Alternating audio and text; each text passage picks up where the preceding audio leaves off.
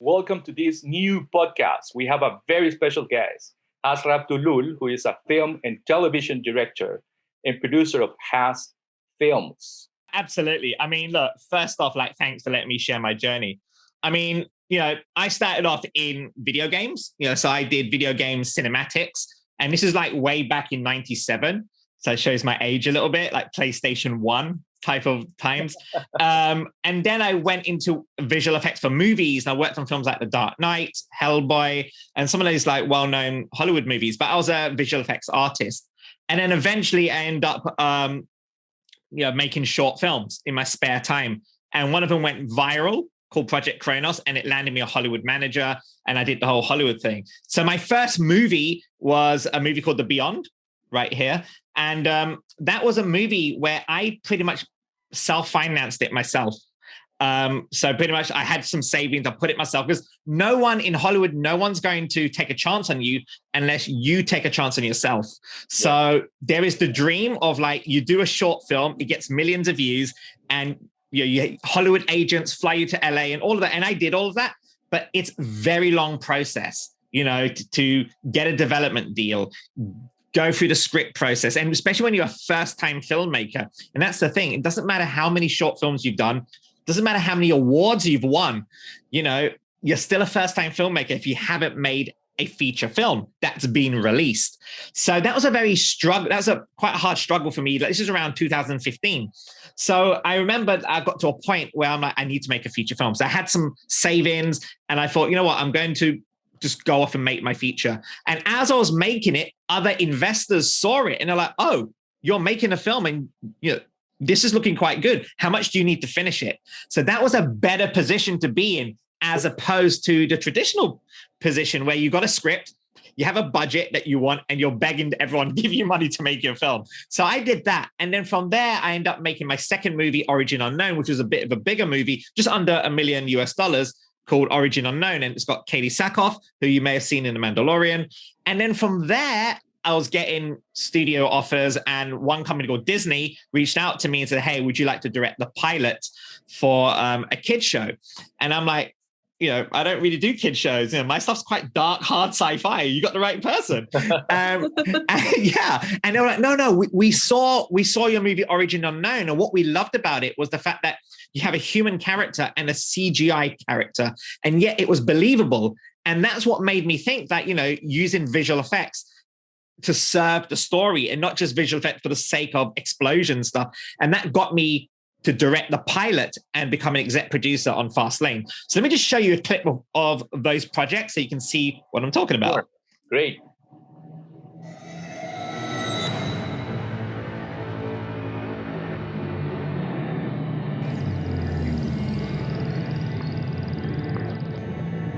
I said stay live. This is life.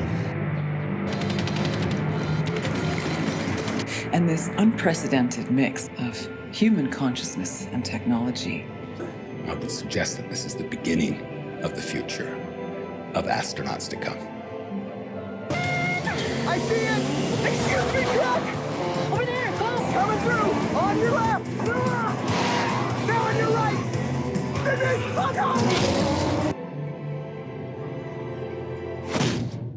So that's yes, thanks. So that's 45 seconds of my career there from 2017, 2018. So once those films were done, what you saw in that show reel, this was around 2019, and I'm back into development. So development, as you know, script development, pitching, raising finance, back to square one. Except it's a little bit different when you've made 2 movies and a television show, especially when 2 of them being on Netflix. So that helped. But you still, even though you've done 2 films and they're on Netflix and Disney, you still have to start every single project from the beginning. And it's still a battle. It's still a war. It isn't easier. I mean, it's a little bit more smoother because you've now got connections and contacts and people trust you because you've made movies, but you still have to start from the beginning. You have to get that script correct. And I'm a filmmaker where I just want to make. I don't want to go through this whole meetings, even though I have to do it. So while we were developing the script for my third feature, which was called Luna, which we were supposed to shoot this year, but obviously we're not because of the COVID situation, we're shooting next year. I wanted to find a way to express myself as a filmmaker without spending so much money, because my company, after we made 2 movies, me and my producing partners, we set up a small company called HaZ Film. And I didn't come up with the name, by the way. They suggested to call it HaZ Film. Okay, just in case you're thinking. That was good. That was good. You did it. It worked. But we're a small production company. We don't want to have huge overheads. We want to be very smart the way we want to make our company. So we didn't want to spend lots of money bringing visual effects companies to do Previs. And so I thought I need to find a way I could do this myself as a director. So I started looking at Unreal Engine. And this was back in October 2019. And Unreal Engine is like version 4.19. And I only had a MacBook Pro, a laptop. I didn't have any expensive graphics cards or anything like that. But I just wanted something that I could just experiment, start creating some blocking. And Previs, as we all know, usually done by big, expensive companies, and they really serve a good purpose. And that is you can watch an animated version of your film before you go and shoot the thing, which is very, very powerful. So I downloaded it. And the first thing I did was, I'll show you here. The first thing I did was I just put together a moon landscape, and I bought the moon landscape as stock, asset you buy from Turbo Squid. Yeah. And then we had some astronauts, which then I bought a friend of mine who's a modeler just to tweak the models, put a face in there for me and rig it. And everything else was just me on my laptop. This is me using Unreal Engine on a MacBook Pro. No fancy NVIDIA cards, nothing, okay? And I'm doing something very, very simple where all I'm doing is putting my characters in, blocking my shots, and just rendering it out to put it in an edit so that I can watch it back. But what I realized was very quickly, I wasn't really getting Previs quality. I was getting more than Previs. I'm getting explosions, fire, reflections, shadows in real time. I'm like, hang on a sec. I've done Previs back in my career. It's usually gray characters sliding across the floor, right? Because it doesn't need to look pretty. But this really made me think, like, hang on a sec. I'm doing Previs, but I'm not really doing Previs. I should really put a little bit more time, get it a little bit more polished. I mean, it's just me. It's not costing us anything. And just do a PitchViz where we really sell it. Now, the thing about PitchViz is PitchViz has been around for a long time. There are different ways of doing PitchViz. Usually, when I've done PitchViz for my last movies, you just take clips from other films, you put them next to it, and you create like a fake trailer. And it's very, very powerful because you show this to sales agents, sales companies, financiers, and they can kind of see your vision from a marketing point of view. But there's something about PitchViz that feels a bit more special, because the PitchViz, you're not taking existing clips. It feels more bespoke, more custom. And therefore, when you show it to a financier and you show it to actors or anyone that you want to be part of your project, it feels unique and special.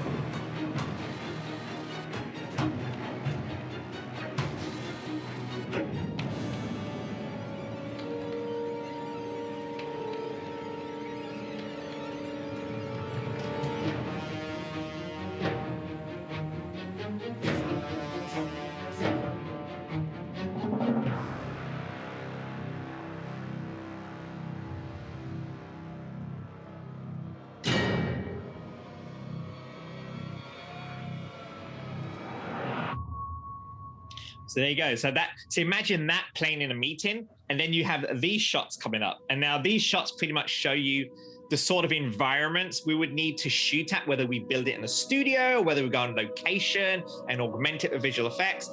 But this shows you it's an ensemble movie. Wow. Wow, yeah. Yeah, thanks. But also the animation's all motion capture. And it's not like we went and did motion capture. Basically, we use Mixamo. So if you're familiar with Adobe Mixamo. So Mixamo is free with Adobe Creative Cloud. And you download the mocap, retarget it. So my animation is basically just mixing Mixamo mocap. And then you got a monster scene here, of course. Yeah. Because it's a monster movie. Yeah. I get a phone call actually, no, it was via LinkedIn first, of a comic book company saying, hey, we're looking for directors to do proof of concept for our television show. Because as we know, every comic book now is being turned into a TV show. We're in the golden age of television, right? If you look at Netflix, there's the Umbrella Academy based on a comic book. Look at Amazon Studios, there is The Boys based on a comic book. So every comic book company is turning their IP. It's gold dust at the moment for television, right? And they were saying, look, we're looking for directors. You know, here's a comic book we'd love for you to read. We're huge fans of your work. And I read the comic book. It was really cool. And I decided to do a story called Battlesuit, which is, it's a story inside this story called The Theory. It involved big giant robots. And I'm like, I want to do big giant robots. It's going to be awesome. Then they told me what the budget was. I'm like, the budget, it was like 15,000 like UK pounds or 14,000 UK pounds. And I'm like, big giant robots, the quality I need to do, because I've just done 2 films and a TV show. So your quality has to be better and better. You can't just go back, right? Yeah. I'm like, oh my God, I don't know how I'm gonna do this in live action. Then I thought, what if I pitched them animation? So I went back to them and said, hey, why don't we do this as an animated show, as a pitch for an animated show?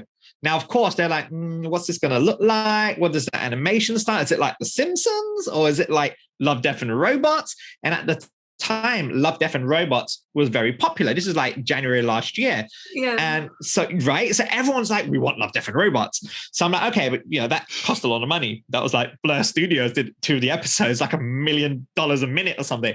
But there was yeah, it's a lot of money to do those shows. But there's a hunger for adult animation, because animation now is no longer just for kids. There's now adult animation, like, you know, science fiction and horror. So they were still like, look, we're a fan of your work. If you want to pitch us animation, sure, maybe you just go and do a test. So I'm like, yeah, let me do a test. I'll do a test for you. Give me a week to put together a test.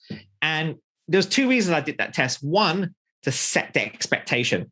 Because you know what happened? You go to a client, you say, we're going to do animation. Like, oh, Love, Death and Robots. I'm like, whoa, hang on. There's only like a small team here. But also second, I want to know if I could do this myself, like pull it off. You know, it's all good saying you could do it, but can I really do it? So I put together this this test basically, and this is me in my front room with just the Mac and an iPad, just experimenting. And what I did was I didn't want to spend money on this test because I didn't know I was going to get the job, right? So I don't want to spend money on a test. So I went to the Epic Marketplace. So when you get an Unreal Engine account, you obviously get Epic Marketplace. And I just typed in free. And I downloaded the free assets, the Paragon assets, which is fine to use as a pitch because no one else is going to see it apart from the people in the room. And so I downloaded an environment, I downloaded a character, and I did some cinematography the way I would shoot it on a live action set. I didn't want to just be in a room with a computer mouse and just block this. Because the thing about computer graphic cameras, they feel too perfect. So I really wanted to hold it. And I'm a director that likes to shoot as well when I get, you know, if the cinematographer lets me. And so, you know, I shoot. So I put together this thing and I did this little test. So this is a little test that I did to show them what it would be like, knowing that I know I could do this quality. So here you go, look.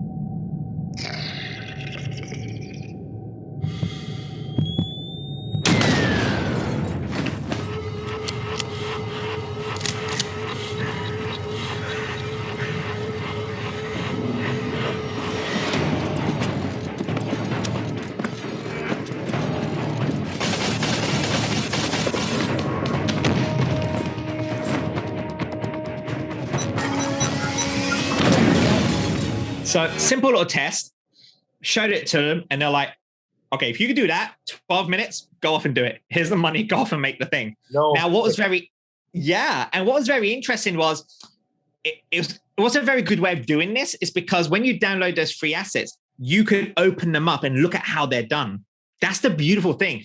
It's not like you download an asset from like Turbo Squid and it's all built already for you and you got the textures. With Unreal, it's a video game engine, right? So you can open the blueprint shaders and we analyze like, oh my God, we can do this. We can put our rigs here. We can do multi-layer shaders. We can do all this stuff. Mm-hmm. So we ended up putting together a team. By the way, that test was just done by me. No one else was involved. That's just me taking the assets. And I did it in 2 days, really. I didn't do it in a week.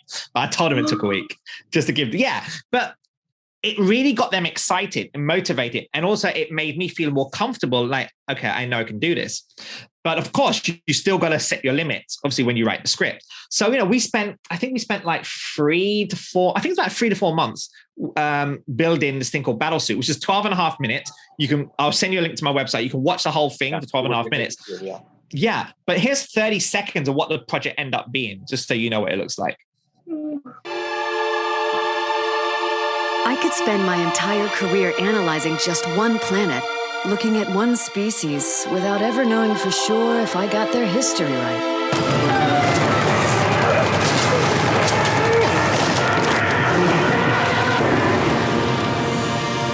So that's 30 seconds. Obviously, I'm such a tease, I know, but you can watch the full 12 and a half minutes online. But that really was a challenge because here's the thing.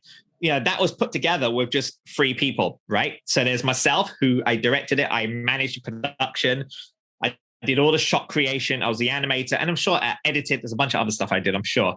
And then there's Ronan Aitan, who's a technical artist that I found. Now, I found Aitan, this was the first project we worked together. I was given a talk, very similar to what I'm doing now, but I was given a talk before pandemic. So we were actually on location. And in the group, he came up afterwards, hey man, I loved your talk. It was inspiring. And it was really about how I did Previs on Luna and also my previous films. He goes, listen, I'm an Unreal Engine artist. Here's my details. We should meet for coffee and we can talk. I'm like, yeah, sure, absolutely. I looked at his stuff and his stuff was very it wasn't flashy, but I knew I need someone like that on my team because he was very technical. He knew exactly how to put the pipeline together. He knew exactly how to, modify the assets, make sure it's set up a structure for the server. I don't want to be thinking about that stuff. I'll mess it up, right? And you don't want to mess it up on a commercial project. And it was important if you're doing a commercial. Typical artist. Yeah. Yeah, right. Exactly.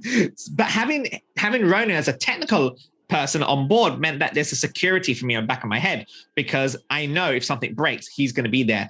So he did all of the pipeline. He developed a system on the iPad, LiveLink at the time. Before LiveLink was just on the phone, he did it on the iPad. He created a system that allowed me to control the eyes and the head. It was really, really good having him. And he's an artist as well. So he got involved in helping light some scenes. We also had Andrea. Now, Andrea is an artist I've worked with pretty much all my career. He was a student at a company called Escape Studios, right? So he was learning at Escape Studios. And I did my first short film 2012, 2013. I did a short film called Sync. And he was a student. He goes, hey, I'm a student. I'm studying. I need some experience. This is what I can do. I'm like, sure, help me out. Why not? And he helped me out. And it's funny because right now, he's my CG supervisor. He's telling me what to do. And it's a beautiful thing to see someone grow on every project. He worked on my short, then he worked on my feature films. And then he didn't work on the Disney show. Of course, I had to do that in Canada. And then he just worked on every single project. And every single project, he gets paid bigger and bigger and bigger. And now he's responsible for the entire pipeline for my animated feature. And it's really nice to see someone grow with you, And that's an advice I tell everyone. When you work with students that are really great, do your best to support them and reward them. Don't just pay them the same thing you paid them when they're a student, right? Reward them. And I couldn't do what I do without someone like Andrea, he's my go-to person. So he was responsible for all the asset build, the characters, environments. So it's just 3 people on the team. You got to a point where you were asking Andreas, hey, now you're giving me orders. How did that happen, man? It's interesting because the bigger the projects the bigger you get as a filmmaker, the more you start to learn to delegate, right? The more you start to realize you need to manage more. But I'm still very hands-on, but you need to have people that you trust. So I don't need to think about the CG pipeline. Andrea's job is to think about the CG pipeline. He knows what I want. He knows he knows my style of filmmaking. I make a lot of changes on the fly. I constantly change the camera. I'm editing, so things are going to change. So he developed a pipeline to accommodate that. So when he says, hey, HaZ, look, you need to render your camera at this resolution for it to work. I'm like, okay, I'm going to render my camera at this resolution because I know if I work on this technical setup that he's done, I could think about the creative. I don't need to think about things I've broken. So that's why it's important to have a CG supervisor you trust. And then when we bring other artists on, like currently we're ramping up to like 6 or 7 people or even more now, you know, I don't need to look after those artists. Like Andrea manages those people and he knows when to show me stuff, when not to show me stuff. So it's very important to have that shorthand with your CG supervisor. So that's, but the scary, and also let's not forget the sound people. I always say, don't forget the sound people. Like, it doesn't matter if it's Unreal Engine. Without sound, good sound, your visuals are nothing. That's a rule I've always had. I learned that from working with amazing filmmakers when I was a VFX artist. So, you know, we bought this guy called Edward White, who did the music for a game called Gears of War on the Xbox. So he did the music, and he was I didn't find him. He found me. You know, he was a fan of my stuff on Facebook and Instagram, Twitter, and he kept messaging me, "Hey, dude, we got to work together." I'm like, "Sure, I got this project. Do you want to work on it?" So yeah, okay. And then we had voice actors as well who came in, who worked in video games, and this is us like shooting, you know, doing voice recording. But here's the thing: we only have 3 or 4 months to do this. This was our first commercial project. Okay. And obviously we didn't tell the client that, but this is our first project. So there's a lot of pressure on us to deliver this. And right. But here's the thing. That pressure inspired us and motivated us to make sure that we were focused in achieving what we needed to achieve. I felt that if we didn't have that insane pressure, it's healthy pressure, by the way. It's not like crazy late hours and stuff, nothing like that. The pressure, like, you know, you got to deliver like the first version in a month's time to show the client dailies, right? Which meant that no one is playing around, trying this. Everyone's very focused. Okay, we have 2 characters, they're talking, great. Then we had it in the spaceship, put that off. Let's not go through 100 versions of what the spaceship should look like. Tell us what it is you need and we'll build that. You have that focus. It means later on when you're polishing, you'll get 110%. You're not rushing to get stuff because you spent so long building that one spaceship, right? But before we did any of that, the first thing we did was, how the hell are we going to animate this? I'm not an animator. Andrea's not an animator. Ronan's definitely not an animator. We never worked at Pixar. So how are we going to do this? Because we promised animation. So one of the things we looked at was, we knew body animation we could do. We can download motion capture library, very affordable, very cheaply. Mixamo, you get it for free if you're an Adobe user. So we knew we had bodies sorted. How do we get faces sorted? That's a whole different thing. So we started looking at Live Link, which is a thing at the time for Unreal Engine was quite new. Now it's kind of standard. And, you know, there's some behind the scenes here. This is like 2 days before lockdown. We're not allowed to sit next to each other, okay? This is like the only time we got to sit next to each other. And you can see here, we're nerding out. We're nerding out massive. We're like, oh my God, we can move my face. I can perform and I can record it directly into Unreal onto my character. Yes, it's not perfect, but it means that, what it means is that when I bring my voice actor, so the budget was very small, like I said, right? Yeah. So we can only afford the voice actor for 1 day. And she's an amazing actress. She's done the video game Cyberpunk recently. She's done Hitman. She's done Star Wars. So the big thing I've learned over my career is hire the best person for the job. Don't just hire someone because they're cheap, because you're going to end up doing way more work to fix it and you're going to regret it afterwards. I've learned that lesson. So yeah. So I knew the performance is going to help sell this film. You can have the most gorgeous, amazing visual character, but if the actress who's doing the voice doesn't work, it doesn't sound good, no one's going to believe your character, right? So I post-show, yeah, I was a fan of hers. I reached out on Twitter, said, hey, this is my work. I'd love you to work. She goes, yeah, I've got 1 day free. She was working on a big movie at the time. And so she came down and I knew I only had 1 day with her to record the voices, get her face capture as well. So as you can see here on this behind the scenes, we have the big microphone here that's plugged into Pro Tools behind the camera. So our sound guy, Ed, was recording the sound at super high quality. We got this iPad here with the character live linked into Unreal Engine. So when she's doing the performance, she can see her expressions. So she can see how it translates onto the character. Yeah. And then you got this other iPad here, which is just recording video as a reference, as a witness camera, because we know later we have to go and tweak it. I want to watch back the real live action performance to see what we missed on the capture, right? Yeah. And so that's essentially, whoops. Yeah, there we go. Ooh, there. So once we had all of that, actually, you know what? Let me show you some other stuff as well. Let's see. There we go. Oh, There we go. So this here is the laptop feeding the Unreal Engine. And this on the other side here is her real footage. So what I did was we had like close to like 16 hours of material that we just kept it recording. We had a big SSD drive. We just filled that drive up. We just thought we only have it for one day. Let's not cut. Let's just keep recording. And SSD drives are getting cheaper so that we could afford to do that. And we used Resolve. And what we were doing was I would take the live action feed and I'll take the Unreal Engine feed, line them up, make my selects, right? And then I'll make my list of selects, send that to Ronan. Ronan would then take that, process it, and put it in the scene for me. So I don't have to go through hours and hours to find the animated face, right? So that's what we were doing in order to make the selects. That's amazing. And, that's incredible. I mean, you just jumped to a new level there. yeah. and then, but it wasn't perfect. Yeah, the face wasn't perfect. Like we were, but it was very efficient. It was efficient. Yeah, when we got dailies, that's for sure. But we still needed to like adjust things. And that's when having the live video footage really helped. We're like, oh, the live link Unreal didn't pick up this eyebrow. It didn't pick up a lot of the movements. So we can go in and just, you see that little dots here? That's a dope sheet. We can go in and tweak those keyframes, make the eyes a bit bigger, make the eyebrows a bit in. We can adjust that.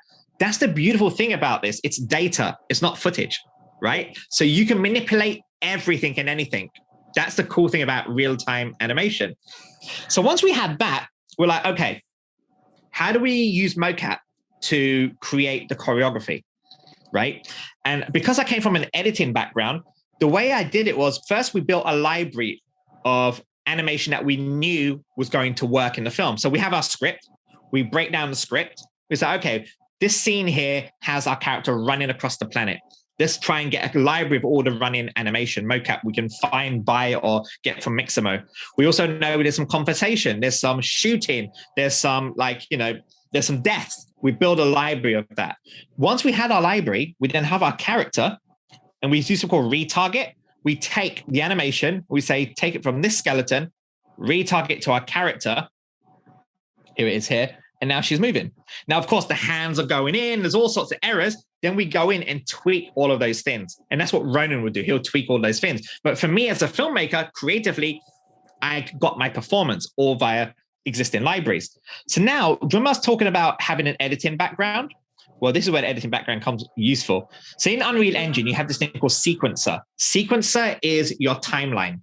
And remember earlier, I was telling you about not every artist uses every single tool.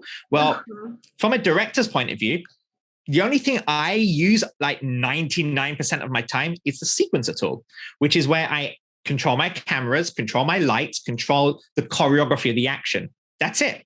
I don't need to go into a blueprint and open that and control shaders. I don't need to go and create assets. No, that's my other team members will do that for me.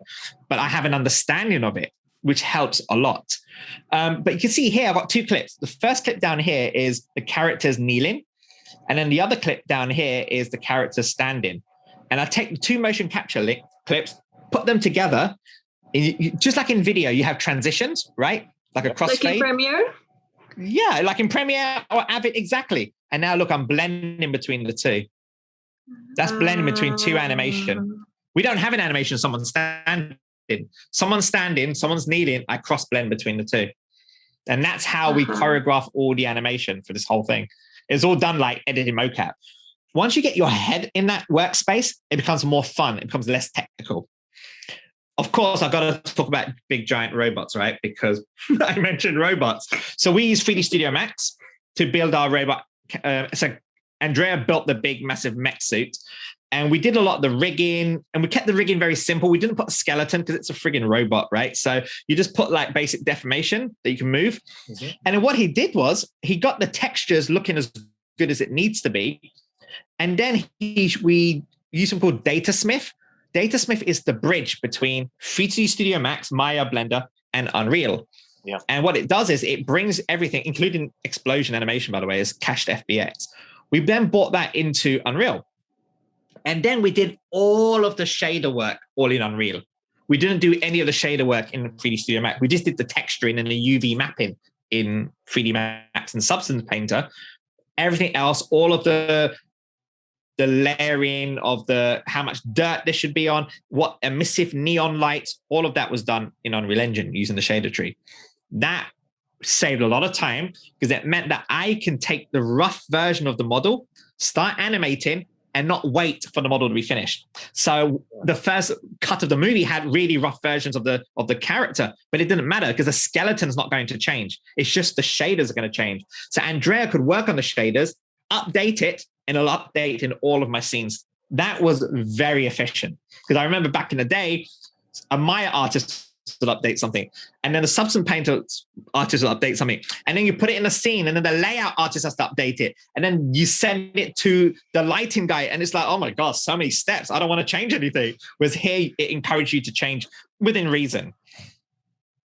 Sure, it's one of the greatest advantages of this model. Yeah, absolutely. Also, the environment. So, this environment here was actually built using something called Quixel. So Quixel Bridge comes with Unreal Engine 3. And again, like 3 guys on a project with very little time. So we have to be very smart and efficient how we pull this off. But at the same time, we also understand that our client has high expectations. It doesn't help that friggin' Love, Death, and Robots came out. Everyone's looking at that. So we knew we had to be very smart in terms of we didn't build a massive environment. We built a small environment, but a really good small environment. And then with camera tricks, you can make it feel bigger with wider lens. That's the approach we took. We knew we didn't have time to build a massive environment like we're doing at the moment. And what's really cool, this is Andrea did it all himself. This is all Andrea. And he's a generalist. And that's another thing I was going to tell you is the jobs that are popular at the moment for Unreal Engine artists is generalists. Really? He doesn't have to be specialized in something. No, here's the thing. Like in visual effects for film, yes, you need to be, one specialist in dynamics in Houdini, one hard surface modeler, one soft surface modeler, one rigger. That's in the film industry for sure, like traditional. For virtual production, Unreal Engine, you find generalists are the rock stars because here's the thing: you hire a generalist, that person stays on right through to the end because that person is building something. He or she's lighting, they're adjusting shaders, they're animating. They can do a lot of things, which means as a producer, I'm getting more out of my budget. And also consistency in creative stays the same. Yeah. This is why the more general you are as an artist, the more opportunities there are. Because every project will ask for different things. Like Battlesuit was very heavy on environments. And Andrea is a generalist and he loves environments. But on my current movie, it's very character driven. So we have generalists, but we also have a generalist that is a bit better at characters than environments. But that person, when he's finished the characters, can go and help in environments if they need to. Because of the real time environment, we're not rendering. What you see is what you get. Right, so you participate in every part of the project, so they have a very good and solid sense of the whole story. Exactly that. And and also as a director as well, like one thing that I wanted to do was I wanted to address director notes myself. So for example, there was a scene where the desert was beautifully made, but I felt it was a bit too empty. I wish there was a bit of more rocks here. And when I was a VFX supervisor, I remember directors giving notes like, can we move this tree 2 pixels to the left? Can we add a bit of rocks here? Now, it doesn't sound like a lot the director's asking for, but if you add up the hours for a project coordinator to block an artist time to do that, do the job, get notes from the VFX supervisor, and then upload it or put it in the scene, render it, upload it to the client, and then get notes back. That's a lot of time gone. Yeah. I didn't want to be that kind of director. So I thought, I want to let my artists focus on the things that I can't do very well or can't do at all, which is building things. Tweaking, I can do that. So what I did was in Quixel, I browse the library and say, oh, this is a nice rock. This is a nice ravine. This is me, by the way, doing this. And the thing about Quixel is if you got Unreal open, when you select your object that you like, it's kind of like shopping for your tree or your rocks. It imports it automatically for you. So I don't need to be technically savvy to do this. It's there already. And then I drag and drop it into my scenes. And very quickly, I'm like adding dirt, I'm adding soil. I went a bit crazy because I thought, why not, right? I can do this. And I did go down a rabbit hole on this one. But what was very cool was very quickly, I'm adding things like this myself. And really, you know, when directors give, I can say this now because I'm a director, but when directors give notes, sometimes it's an idea. It doesn't mean it's going to work. Yeah, right? yeah. And it costs Don't show it money. to the director, man. I mean, he's gonna ask you twice the things you're doing. Totally. So I know what that's. So originally I wanted to have like grass, and I realized, oh, that's not going to work. But what if we just had things like this?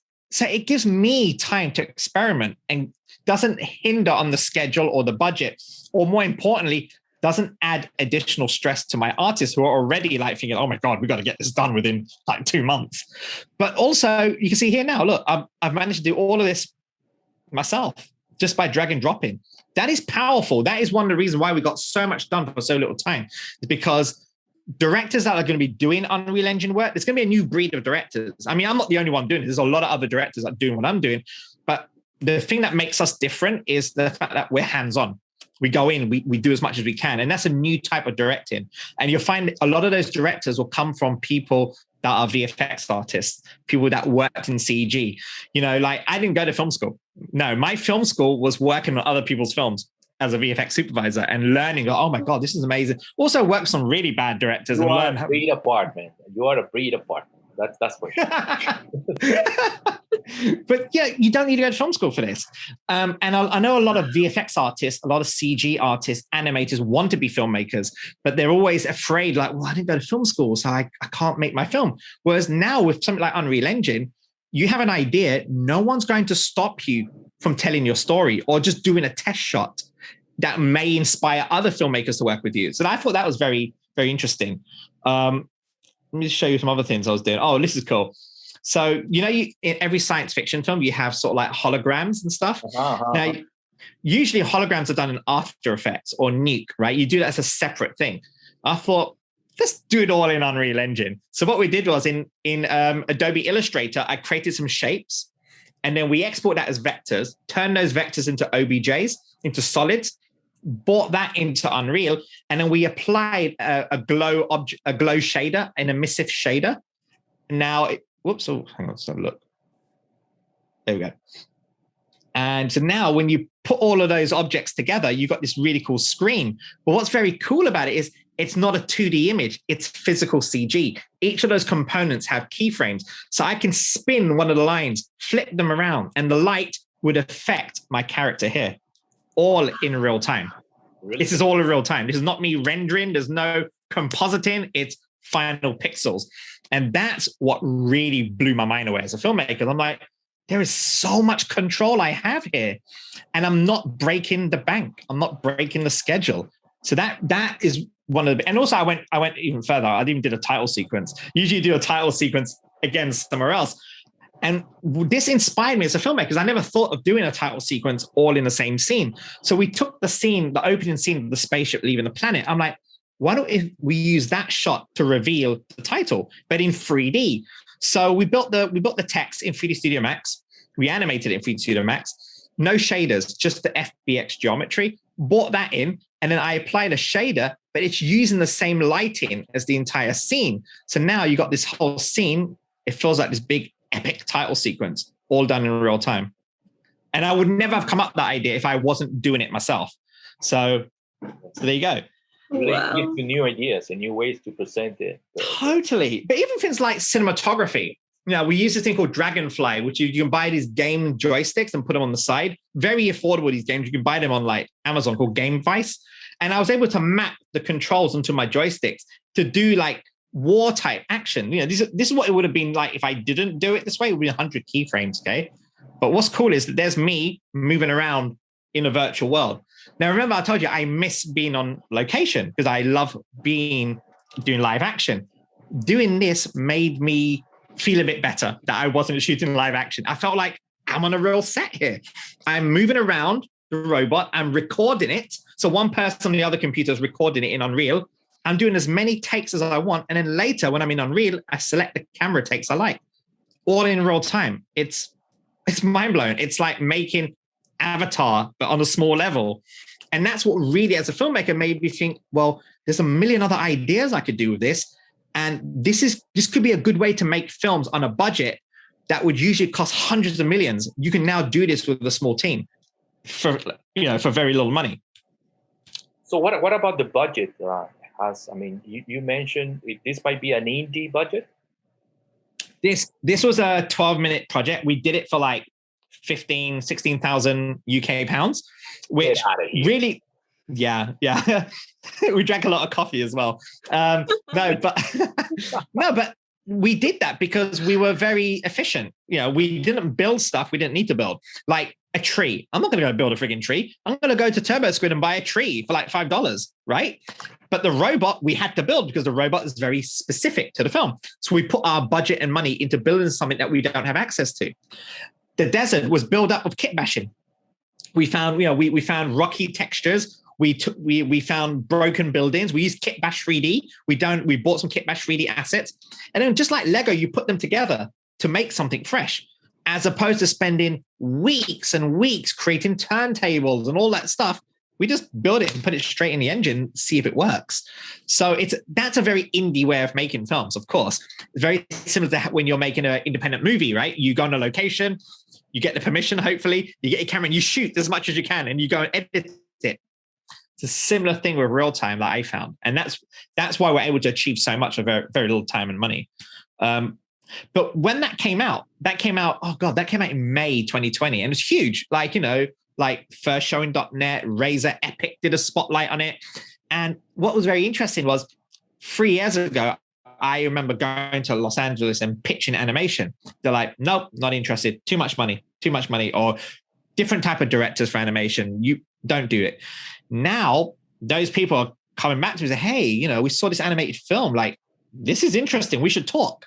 So this has opened the doors. This has changed my career. I'm now, I'm a huge fan of like animes like Akira, Ghost in the Shell. I grew up watching manga and I always had it as a dream. Like, oh my God, I wish I could go and make an animated film, but I can't because obviously you need a big studio. You need to start from the ground up.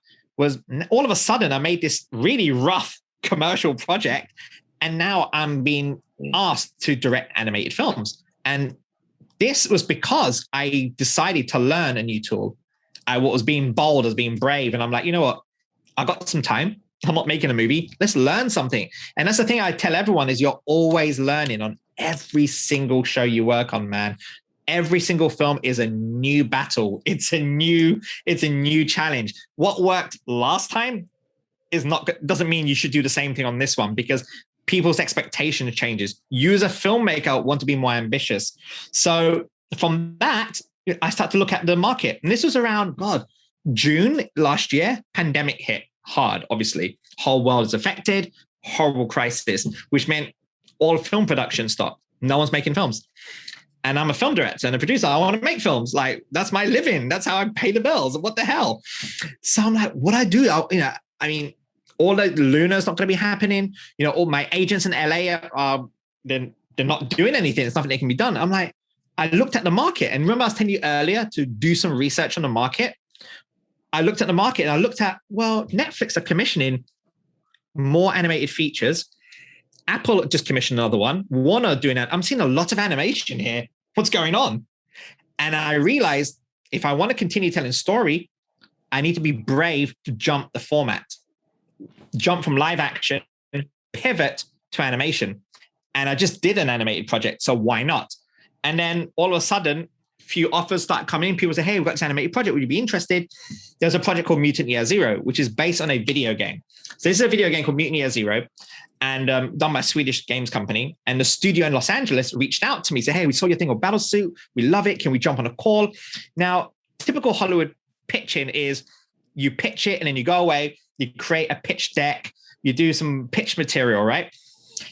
They sent me the video game. Great, I get a free PlayStation game. Sort of a pandemic, got some time, play a game. And the first logo I saw was obviously PlayStation logo, but the second logo I saw was made in Unreal Engine. So I'm like, hang on a sec. If I contact the game developers for their assets, it's done in Unreal Engine. I'm pitching my stuff in Unreal. That could make sense. So I asked the producers to put me in touch with the game developers, and they did. I had a good Skype call with the Swedish game company, and I pitched them the idea, like, this is what I want to do. I want to make that animated feature based on your game. It's going to be amazing. It's going to be like Mad Max Fury meets Guardians of the Galaxy. They're like, we love it. Okay, what do you need from us?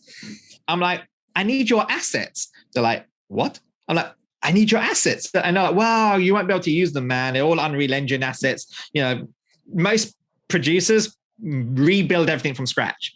I'm like, yeah, it's okay. I'm making it in Unreal. And they gave me this weird look like, is this guy crazy? Okay, sure. Here's a Google Drive with like 400 gigs of data. Go knock yourself out, right? He's gonna enjoy it. He's gonna give up within an hour. Now I'm gonna tell you now, it wasn't plug and play. It wasn't like I took the assets, put it in my scene, and boom. No, there was some work that needed to be done. Because the thing about video game assets is they're not like assets when you build a cinematic. When you build a cinematic, you have a full character, full skeleton. Everything is organized in a different way. With video games, the head is separate. The arms are separate. The clothes are all different variations. And it's all put together via code. Thank God I had Ronan, my technical person, that looked, and we spent a good few weeks understanding the blueprints. And there was a bit of time to get it in a state that we had to up-res all the textures to 4K, because obviously the game is being seen from top, but the cinematic is right up close, right? We did a bit of work in Substance Painter and ZBrush, kind of model it up a bit, right? Now that took time. That took like a good 3 to 4 weeks, but it's so much quicker than not having the assets, because now I'm not designing it. So there's no conversation of what the pig should look like, what the duck should look like, what the car should look like. It's all designed. And the thing about video games is they spend a lot of years developing the style. So for me, I'm like, I'm not going to change that. This is amazing as it is. My job as a director is to tell a story, right? I don't want to change the way the character looks. So we did that, and we were ready to go. I did some tests. I showed it to the producers. They're like, holy shit, like this is like a finished movie. This is great. Let's go and make this film. And then their financiers pulled out. Typical story. So this is going to be a big movie, and the financiers like, oh, this is a pandemic. We don't know where the industry is going. We need to pause. But the producers, right, yeah, and it happened everywhere, right? But the producers were like, look, we need to keep momentum going. We want to keep momentum going. We got some money, small amount of money, something like 30K or something US dollars. Do some concept, do some pre-production. By the time COVID dies out, we're back to normal, right? We're still in it. Then it's gonna be soon. Don't worry, it's coming soon. It just keeps exactly. It's getting closer. But by the time it's over, we can go into production. So it was very nice to have that support. Now they were expecting storyboards. They were expecting, some test models being built.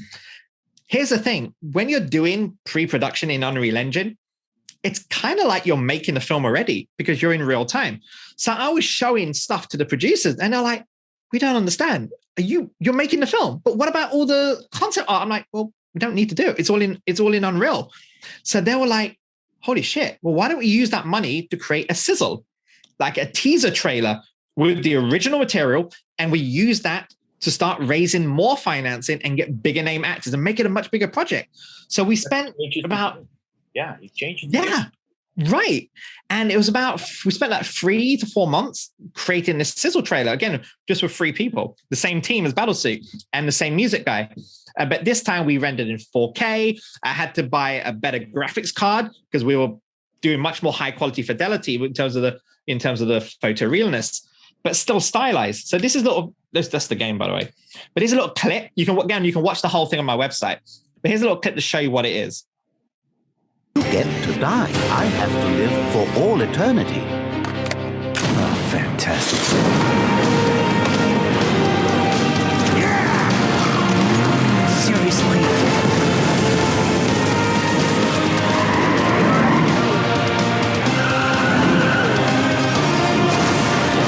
I know. I always show the best bits and cut it.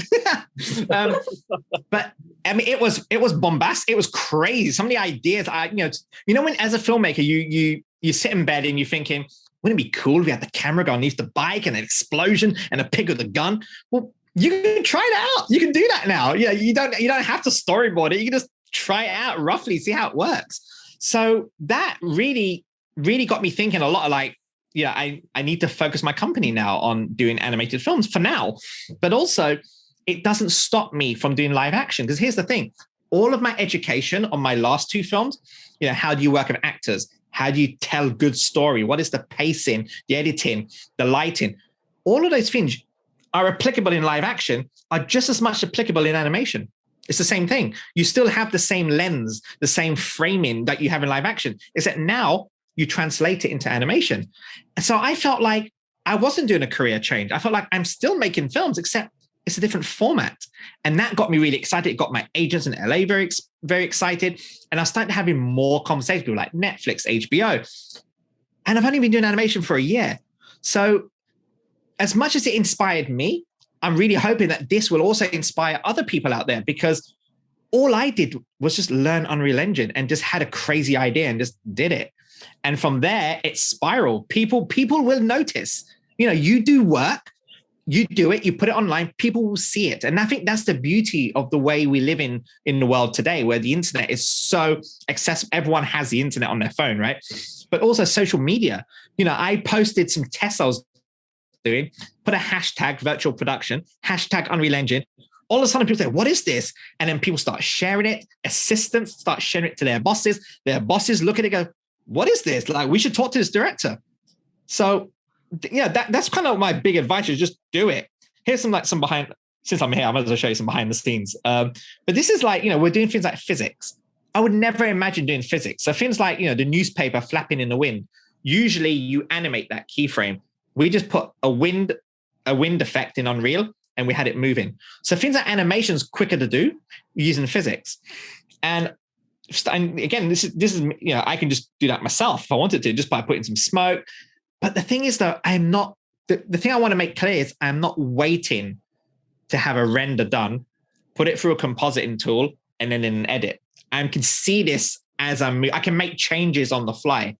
And what was really exciting was I did a Zoom session where I shared my Unreal Engine screen with the producers, and they had notes. And I'm like, oh, you mean like this? They're like, yeah. Okay, next note. You mean like this? And I'm like, holy shit, we're doing the notes in real time. What the hell? Now, I had to warn them, it's not always like this. Some scenes are much more heavier, but for a simple scene, yeah. And that inspired the producers, because now they feel like they're part of the process, whereas usually producers find it very hard to be part of a process, especially technical animation or big show where they're like, fingers crossed that they deliver. Now they can be part of that process, and that helped massively. How do you see the future of live filmmaking and digital animation in the filmmaking industry? How do you see the future in the next, say, 5 to 10 years? I think you're going to see a lot more hybrid type work. Hybrid. For example, you're going to see in fact, let me show you this. There's a combination of live action and CG. So things like LED screens are going to become more popular. At the moment, they're only being used on big shows like The Mandalorian or big commercials, right? But I directed a show using LED screens last year. So it's this show here. I'm going to turn the sound off. So this, what you're seeing here, is Unreal Engine and live action put together, integrated. It's a hybrid, right? And I'm going to show you in a minute how we did that. But that's a little bit expensive to do at the moment. But like with everything, things get cheaper than when more people do it. And the technology becomes more accessible. Now, this was basically shot in a very, very small studio. And we had one actor with the sword and the armor, but there's no green screen. So we had tons of reflections. The background was Unreal Engine, and it's not footage. It's an Unreal Engine real-time scene synchronized with our camera. So when I move my camera, the background moves. So I'll show you an example of that here. So like we do this, for example, this whole scene here. See how the background's got parallax because it's a 3D scene. It's not a 2D picture. If this was green screen, you'll have to do a whole big render. This is all in camera. It's all being captured on the day. Mm-hmm. So how did I do that? Well, this is how we did it right here. So this is, we shot it during COVID, obviously. But this was it. Look, we built like a rough set with some leaves and trees. And then the screen is behind. Obviously, these are my storyboards. But we had the digital village. So obviously on the shoot, you have a digital village. We had the Unreal Engine team. We had 2 screens, and the screens are playing back Unreal Engine scenes. So those screens are playing. That forest is an engine scene playing in real time on loop. And then when I move my camera, you see that big square moving across? Yeah. That's called a frustum. So that changes. So if I move my camera here, the CG camera in Unreal Engine is synchronized together. They move in parallel together. So if I change the lens focus, the CG camera lens focus change, which means that we can watch all of this in real time. The guys can change the focus, do all this stuff in real time. This scene's a very good example. So we had the temple scene with lots of columns and candles. And what we did was we went and bought some candles and put them on the stand. And we put them in front of the actor. And then what we did was we realized the candles wasn't the same type of candles as the CG one. So we changed the CG one to match that. So then when you watch it, it feels like it's all the same scene. And that's because I'm blending Unreal Engine cinematography and real live action together. That big, I don't know if you noticed, but there's this big circle up there. Whoops, let's have a look. It's a big circle up there. Mm-hmm. That's just a sphere in Unreal Engine with a big glow object. But because those screens are so powerful, we use it to light the actor. As you can see, there's only 1 or 2 lights. There's not that many lights out there. But let me show you, but there's this one thing that was, here's another thing. Particles is a big problem in this kind of work, which will get better. We had like fire embers, like particle embers. The problem is when your camera is tracking, it gets confused. It's like, what am I tracking? Am I tracking the particles? It gets really confused. So these are things as a filmmaker, you start to compromise. Okay, well, let's not have too much particles here. Let's be very smart of our camera moves. Everything's very orchestrated to work with the technology. Lots of testing. This whole, look at the set is very small. It's a very, very small set. The screen is not as big, but if you're very clever with the lens and your framing and work very closely with the visual effects team. Here's the thing, something like this, there's no visual effects because the visual effects is done first. You have to build a CG environment. It's got to be final pixels, right? All your previs, your tech viz, all needs to be done way in advance, okay? Let me show you this other thing I had. Let me see, is there smoke? There was one thing we did where we added smoke. I don't know if I've got it on here.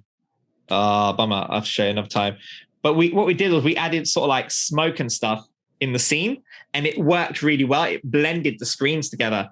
So that is going to be the future, I think, where you don't have to travel to an expensive location, right? You could shoot it in a studio.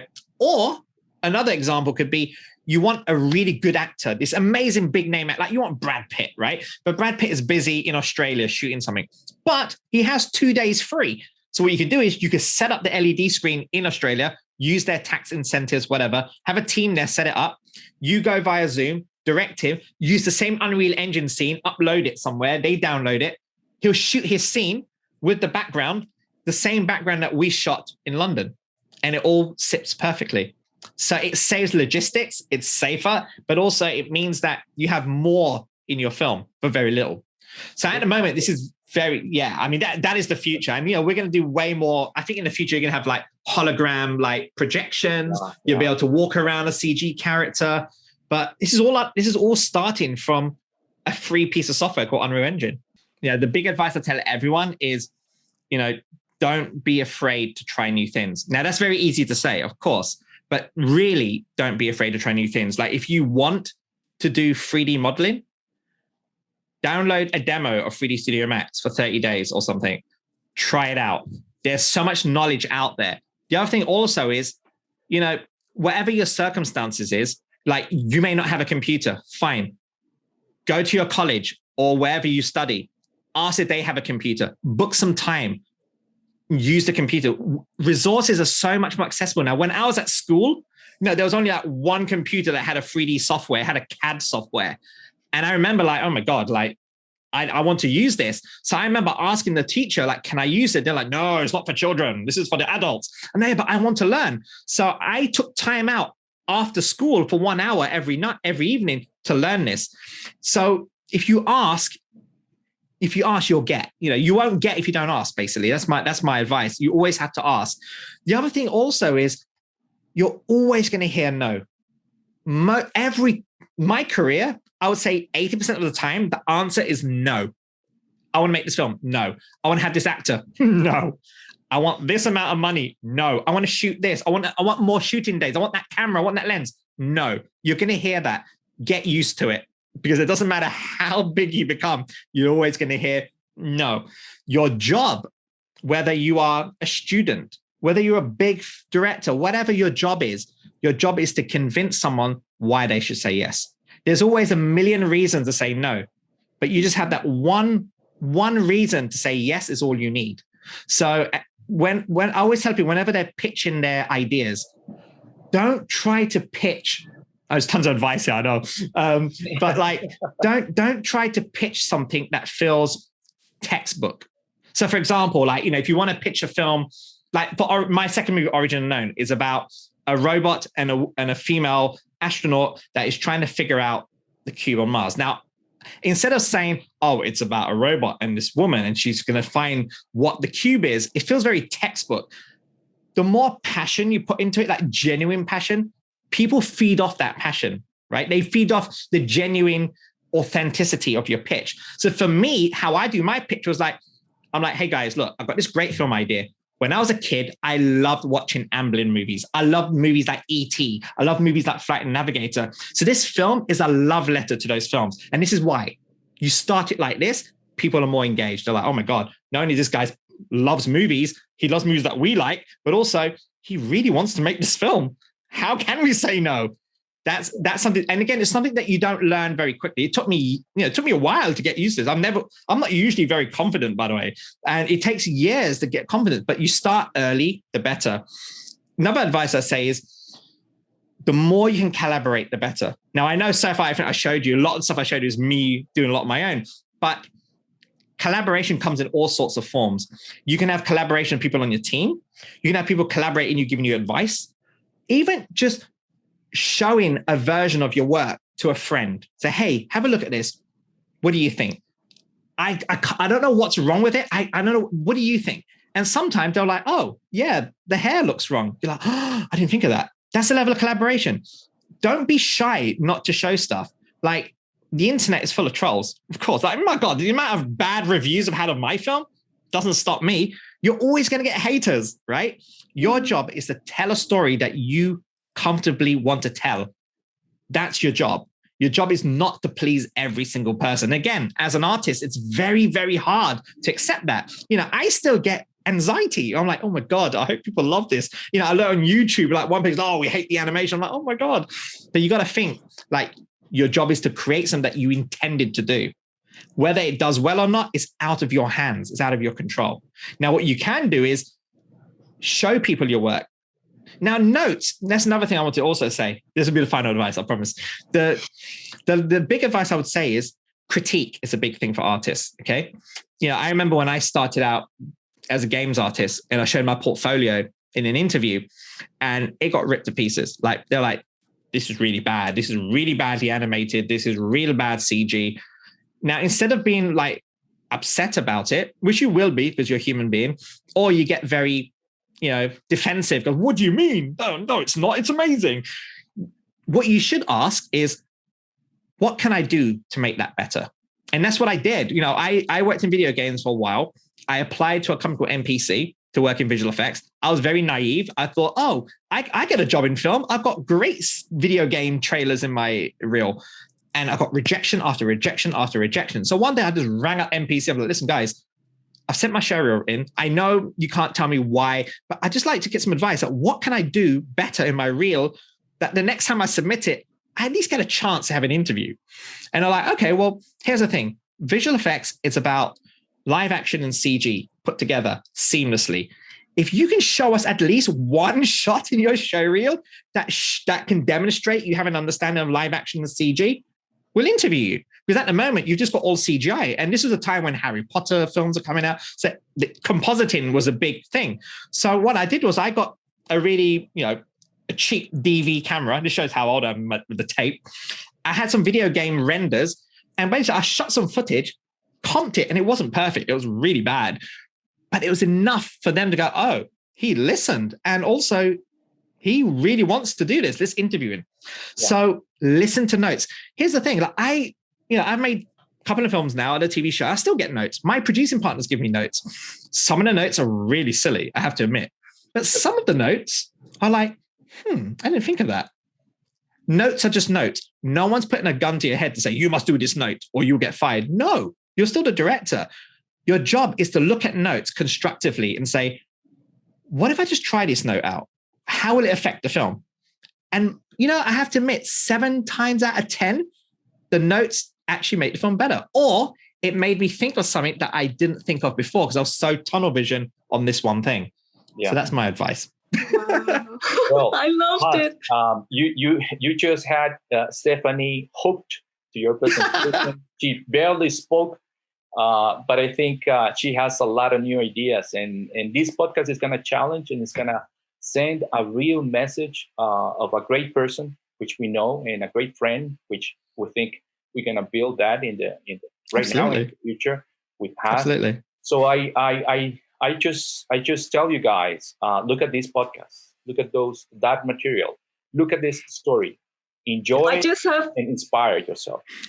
I just have one question, the last question to HaZ, and I really, really, you inspire me. The last advice that you were saying, I was like, wow, yes. I was in my brain, I was like, yes, you can do it, you can do it. I mean, you're a very inspiring person.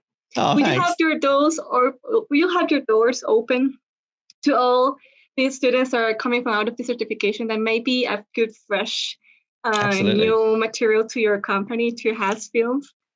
Absolutely. With the way I hire and a lot of people hire is we don't do the traditional hiring.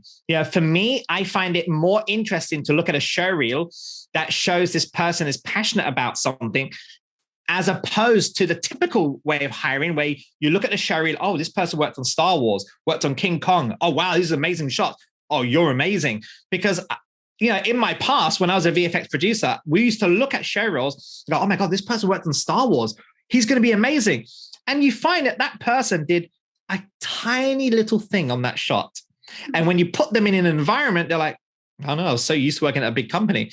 Whereas if I look at a student show reel, and the student show reel has a lot of breakdowns, shows all the various steps. Now, it's not perfect because it's a student, of course, but there's enough in there to go, oh my God, like if I give this guy a project, this guy's going to accelerate because he or she already knows how to do it.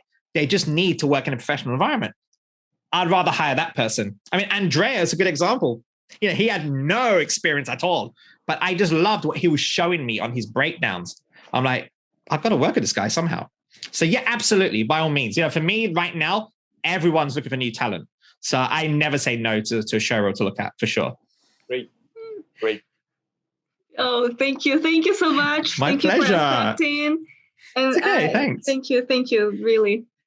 Well, if there's anything I could do, please do shout out. I mean, you'll feel free to use the material, whatever. Just inspire those people to do some stuff. Make some content. We're going to be in touch. We're going to be in touch. And please send everything you think would be worthwhile to put in this podcast. Will do. And share the podcast. Is it going to be public, the podcast? Yes. Share the link and I'll share it around on my social media for sure. Oh, yes. Thank you. So as we say on this side of the world, abrazos, mi amigo. Ciao, ciao. Thank you.